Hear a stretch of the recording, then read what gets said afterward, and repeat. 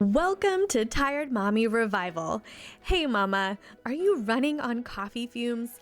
Feeling like brain fog, fatigue, and anxiety are running the show? Do you wake up dreading the day ahead, already overwhelmed by the endless to-do list and unsure how you'll make it through? Do you long for the energy to enjoy motherhood and care for yourself, but feel stuck and unsure where to start?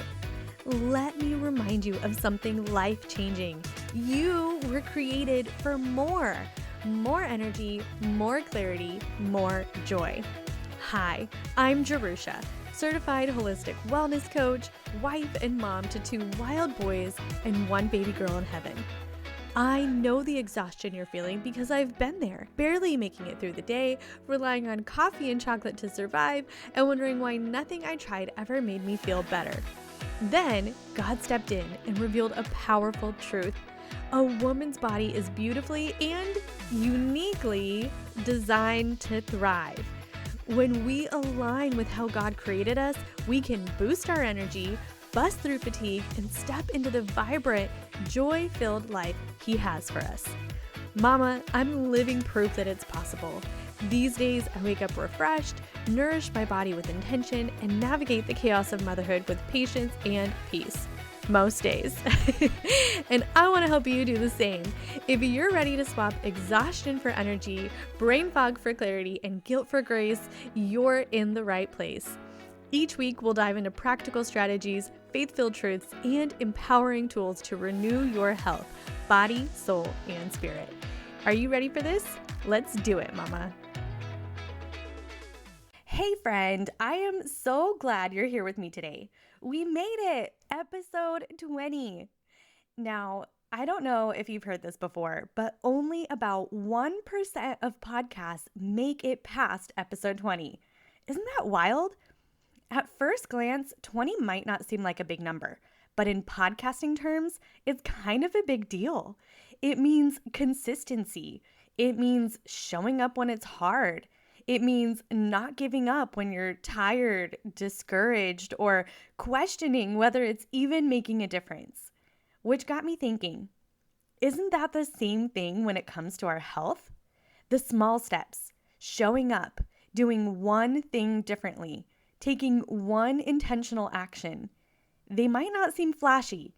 They might not get likes or applause, but they're actually the ones that lead to big breakthroughs. Over time, they compound. So today, in honor of our 20th episode, I want to encourage you with this simple truth. You don't have to overhaul your whole life to change your health. You just have to start. Let's unpack that together. We just wrapped up our 7-part root causes series, and whew! If you're feeling like, okay, that was good, but also a lot, you're not alone. Understanding hormones, liver health, stress, insulin, sleep, gut health, and fasting, it's empowering, yes, but it can also feel overwhelming. So you might be left thinking, where do I even begin? And that's exactly what I want to speak into today. Let's talk about the myth, go big or go home, and why it doesn't work for tired moms. Let's be honest, wellness culture loves a dramatic transformation. You know the vibe, just wake up at 5 a.m., drink green juice, meditate, journal, fast for 18 hours, go to the gym, run your business, homeschool your kids, and save the world, all before noon. A hard pass. That kind of all or nothing thinking actually backfires, especially for moms. Why? Because the reality of mom life doesn't leave space for perfection. You're already running on coffee and crumbs. If you try to flip your life upside down overnight, you will burn out by Thursday. Ask me how I know. Instead, I want to invite you into something better, something sustainable, and something biblical. If you're trying to figure out where to start, try these 2 simple reflection questions. Number 1 is this realistic for my actual life? Let's say you want to work out an hour a day, 5 days a week. Great. But look at your current day. If you're hiding in the pantry for alone time, is that plan setting you up for success or failure? We have to stop planning for our fantasy life and start being honest with our real life. Small wins in your actual life will always get you further than big plans in your imaginary one. Question number 2 is, are my goals worth the sacrifice required? Sometimes we chase goals that, if we're honest, aren't really worth what they'd cost us. Want to look like you did 10 years ago in a swimsuit? Maybe. But is the time, energy, sacrifice, and pressure it would take really worth it? Or would you be thrilled to feel more energized, clear-headed, and confident in your skin again, even if your abs don't make a comeback tour? When you ask these questions honestly, you'll find a starting place that's life-giving and not soul-draining. Next, I want to talk about how your brain isn't broken. It's simply wired for consistency. Now, here's something fascinating. Your brain loves the familiar. It's always trying to conserve energy, so it defaults to well-worn habits, those neural highways you've used for years. That means even if you want to change, your brain might try to sabotage you. Not because you're lazy or weak, but because you're wired to prefer consistency. So when you introduce a massive sweeping change, your brain goes, nope, that's too different. Let's go back to what we know, even if it's not helping us. You've probably felt that before. You want to eat healthier, but suddenly you're in the pantry with a box of cookies thinking, how did I get here? Friend, it's not just willpower, it's wiring. So, if you want to outsmart your brain, here's a hack. Start so small, it feels almost too easy. Seriously, that's how you build new neural pathways. Drink a glass of water before your coffee. Go outside for 3 minutes. Swap one processed snack for something with real ingredients. Do 10 minutes of stretching while the kids play. Tiny actions might not feel like enough, but they're actually how transformation begins. Small steps stick because they're doable. And once they stick, you've built a foundation you can grow from. I want to share a personal story with you where this rings so true. So, back in the day when I was in the beginning of my health journey and I really had no clue what I was doing, I was trying to do something really big. I wanted more energy, I wanted to lose weight, and I felt like if I could eat healthy, then I could get there. I was going on Pinterest and I was looking at all of these recipes and I was buying vegetables from the store that I had never even really known that they even existed. And I was cooking them and a lot of it was so disappointing. I felt like if I poured a lot of work into cooking food that it would be good, but I ended up feeling so discouraged and really sad about what I had to eat every day. And ultimately, it left me in a place where I turned back to the foods that I loved. In my discouragement, I ended up really struggling to find a way that I could eat healthy and enjoy it too. And so what I did was, after trying and failing, starting and stopping over and over again, I finally just stopped myself and I said, you know what? That's it. I'm not going to try to eat all these weird foods anymore. I'm done for that right now. It feels like too much. And I'm just going to stick to one thing. I'm going to drink coconut milk. No matter what else happens, I'm going to stick to this one decision. I don't drink regular milk anymore. I drink coconut milk. And I made that choice. And you know what? I was eating fast food. I was eating processed carbs. I was starting and ending almost every day with sugar, getting my fancy coffee drinks loaded with sugar. And I was doing all of it, but yet I continued to drink coconut milk.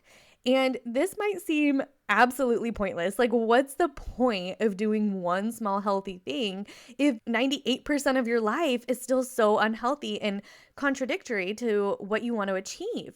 Well, this was my catalyst for change. And I'm going to tell you why. Because this small change created two things in me. One, it created something doable that I knew I could handle. It still felt like a big change, but this was one thing I was able to build on. And that one thing led to one more thing and one more thing and one more thing. And over time, I was able to build a sustainable life that I loved and enjoyed and that I could keep up with because I allowed myself to start small. If I had kept an all or none mentality, then I would have fizzled out and not done anything. I wouldn't have gotten anywhere because I would feel like I had to do a lot to be able to achieve anything. And I would have been overwhelmed and frustrated and I would have given up. And so I chose this one small thing, which seemed pointless at the time, but psychologically and biblically, this actually made so much sense. Number one, I wasn't fighting my brain to accomplish a goal that seemed overwhelming. It was small and it was doable. In fact, it was so small that my brain didn't fight me on it because it wasn't even worth the effort. And over time, I was able to create this new neural network, this connection that said, I do this healthy thing, which helped me create a path in my brain so that I could slowly start to bring in other healthy things. And they were along that same path, that same thread. And I was digging this well-worn pathway every time I added something else in. And so I was able to habit hack my brain psychologically, physiologically. And then the spiritual aspect of it, Proverbs 21:5 says, good planning and hard work lead to prosperity, but hasty shortcuts lead to poverty. Essentially, what God is telling us is don't take the shortcut. It might seem easier in the beginning, but in the long term, you will get such greater benefits. And ultimately, doing something small actually leads to the hard work. Even though it seems like, oh, this is a cop out because you're doing something so small. It's not impressive. It's not effective. It's not accomplishing anything big in your life. But the thing is that it sets you up on a pathway for long-term success. And in the wellness industry, people want to promise big results so that people will buy in to those big results, those immediate results, those quick wins that are satisfying in the moment, but they may not actually help you sustain a lifetime of health, which is what I believe God wants for us. He doesn't want to see us just lose 25 pounds for the sake of losing weight. He wants to see us healthy and thriving and equipped for the good work that He has called us to. And if you get healthier in the process of losing weight, He wants you to sustain that because physically, mentally, emotionally, and spiritually, you are going to be a healthier, thriving person. And He wants you to sustain that for the long term, not just for 3 months or 6 months or even a year before it fizzles out and you have to start all over again.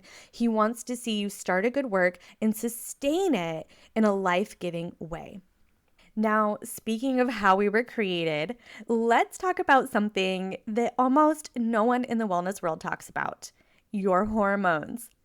As a woman, you were designed with rhythms, ebb and flow, times of action and times of rest, even within the course of a month. But most fitness and health plans are built on the male design: steady hormones, steady schedule, no pregnancy or monthly cycles to factor in, no ups and downs. That's not you, and it's not me either. God didn't make a mistake when He gave you a cycle. He designed it to bless you. But in modern society, we tend to villainize our cycle and our hormones because usually they're wreaking havoc on us. But if we're able to align our hormones with the way we were created, we can actually discover that they are a huge blessing to us and that they will actually allow us to live a thriving life. Let's say, for example, as a typical wellness protocol for your husband or your brother or somebody that you know. As a male, it's fast consistently, eat this consistently, work out consistently, and they do those things and they see results. But when we try to align ourselves with that, what we find is that sometimes we lack the results that we want, or maybe we plateau at a certain level of results, or maybe our hormones get even worse and maybe we even gain weight. And it seems like, why isn't this working for me? And honey, it's because you can actually do more with less. This is the gift of God on your life as a woman. You can do more with less. You can fast less. You can eat less restrictive. You can exercise less. But the key is to working with your hormones and not against them. The key is doing these things at the right times of the month, at the right times of your hormone fluctuations to work with your body and with your design. And you'll actually find that it's less restrictive and that God actually created you to have more space and rest in your life than He even did for a man to experience. He needs to be steady. He needs to provide regularly. He needs to protect regularly. But as women, we have leeway in our life. We have grace over us because God knew us mamas needed some grace. And that shows up in our hormones too. There are seasons when your body is primed for more intensity and seasons where it needs more recovery. And when you honor that, you'll see that you can often get better results with less effort because you're working with your body and not against it. That means you don't have to hustle nonstop. You just have to align with the way you were created, and it's beautiful. Now, I want to share a story with you about something that God shared with me and the power of starting small.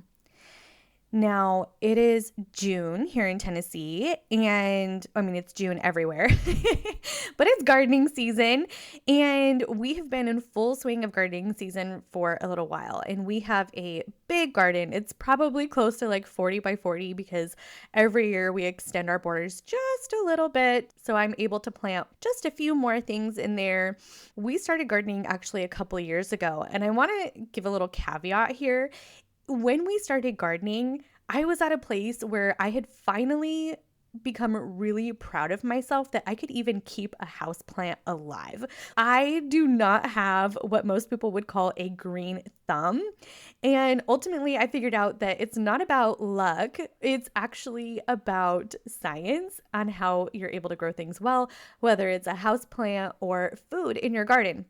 But at the time, we had a really small garden the previous year, and I was actually astounded that anything even grew. And so I got really excited, and the next year we laid this really big foundation for our garden. I had read up on the Eden gardening method, and I'm going to explain what that is. We took a patch of our grass and we mowed it down really short. We put cardboard down, and then we put compost on top of that, and then we put a thick layer of wood chips on top of that. And I thought, oh, easy peasy, 1, 2, 3, 3 layers. That's going to be so easy to do. No problem at all. So I recruited my husband and my kids to go out and do this project. And it actually turned out to be a giant undertaking, which was fun. But after wheelbarrows and wheelbarrows of compost and wood chips, we finally got this foundation laid down. And after that, it finally came time to start planting things in the garden. And so I had gotten all these seeds and done all this research about what goes together and what individual needs all these plants have. And I had mapped out a plan, and I took my seeds out there and I was putting my seeds in the ground.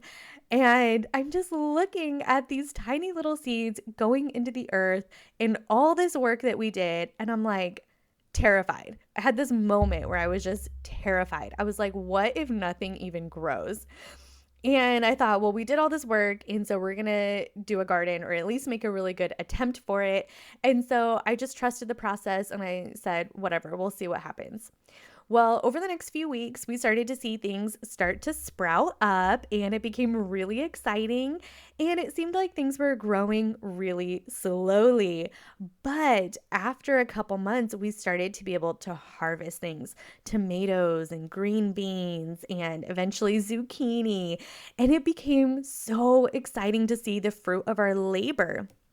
And so, as I was tending to the garden, I was out there just picking green beans and was kind of in this therapeutic place of just being outside in the quiet, nothing in front of me to distract me. And I was just left to my thoughts. And I was just praying to God.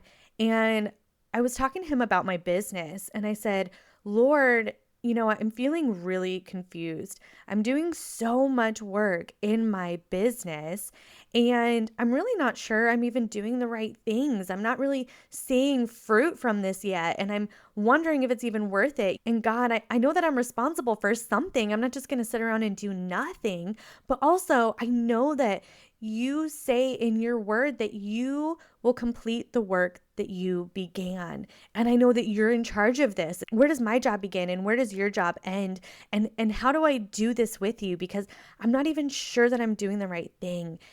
I don't even know if I'm where I should be, God. Is this worth it? Is it worth the investment? And he said to me, he said, look at your garden. He said, do you remember setting the foundation? And I thought, well, of course I remember setting the foundation. It was like months of work. Over multiple weekends, we had to spend, hours and hours hauling wheelbarrows of material to get all of this set up. So I was like, yes, God, I remember how much work we poured into this. And he said, you laid the foundation before you ever even knew if you would have a harvest. And then he said, and then you came out here and you put those tiny little seeds in the ground with no promise of a fruitful harvest. You had no idea what would happen. He said, and you had no control if those seeds popped up or if they sat in the ground dead and did nothing. He said, you were not in control of the harvest, but you were in control of setting up the foundation and planting in faith. He said, but I am in control of the harvest. And so you see, if I had never laid the foundation, I would definitely not have a harvest. If I had stayed in doubt and if I had told myself, I'm not sure if I can grow anything, I'm not even going to try, then I definitely would have never seen the harvest. But because I showed up and I did the work, and because I was willing to plant the seed when it was so small and so unpromising and so doubtful if anything would come of it, I planted it anyway, and I watered it, and I protected it from the wind and the rain as best as I could in Tennessee weather to make sure that that thing had the ability to grow and thrive and produce some kind of fruit. But I wasn't in charge of the harvest. God shows up and he provides the harvest. And this is the power of starting small. It's okay to put the seed in the ground and not know if anything is going to happen from it. And I've had moments where I sowed into my health and I wasn't sure if anything was going to come of it. And I said, God, is this going to be like every other diet that I've tried? God, is this even going to produce anything? God, I'm investing the money in these supplements or these different foods and I don't even know if anything is going to come of it, but I showed up and I invested and I was willing to start with something small so that God could produce a harvest in my life. And eventually it led to something fruitful and productive that I couldn't have done on my own, but I also couldn't have done at all if I wasn't willing to show up and do the small, insignificant thing and start somewhere. And so God is saying, be willing to lay a foundation, even when it seems bleak, even when you're like, I'm not sure what could come of this. Be willing to show up and say, Lord, I'm going to plant something and I'm going to trust you with the harvest. Starting small matters. In Zechariah 4:10, it says, "Do not despise these small beginnings, for the Lord rejoices to see the work begin." He doesn't wait until you've arrived at some perfect version of yourself to celebrate you. He rejoices the moment you begin. That first walk, that first intentional meal, that first time you say no to something draining so that you can rest instead. Those small beginnings are the exact place where transformation begins. So, as we wrap up, I want to leave you with a question. What's one small step you can take this week? Not 10, not a whole new morning routine, just one. Pick something tiny and doable and stick with it. Let that be your beginning. And have faith in the process of planting good seeds. And if you're not sure where to start and you want help and support and science and biblical guidance, you can check out my coaching program where I help you create small steps, plan them out, and execute them with success. Or if you're ready to transform and go deep, you can also check out my Live Healthy Mama course. It's built for real moms in real life with real solutions. No perfect plan, just powerful, practical steps that you can actually stick to. And hey, before you go, I'd love to hear from you. Head to the podcast page on my website. There's a link in the show notes. And send me a message. Let me know what your next small step is, or what questions or topics you'd love for me to cover in future episodes so that I can serve you right where you're at in your health journey. You are not alone on this journey, friend. You were created for wellness, and it all starts with one small step that you can choose today. Mama, I hope this episode blessed you and reminded you that you were beautifully and uniquely made to thrive. If today's conversation spoke to your heart, I'd love for you to take a moment to leave a rating and review. Not only does it encourage me, but it helps more tired mamas discover the hope, healing, and energy they've been searching for. You're not in this alone. Make sure to hit subscribe so you never miss an episode. Together, we'll reclaim your energy, renew your health, and revive your spirit, one step at a time. Until next time, remember, you are beautifully designed by God to live with energy, clarity, and joy. You're not just surviving, mama. You're stepping into the vibrant life you were created for. I'm cheering you on.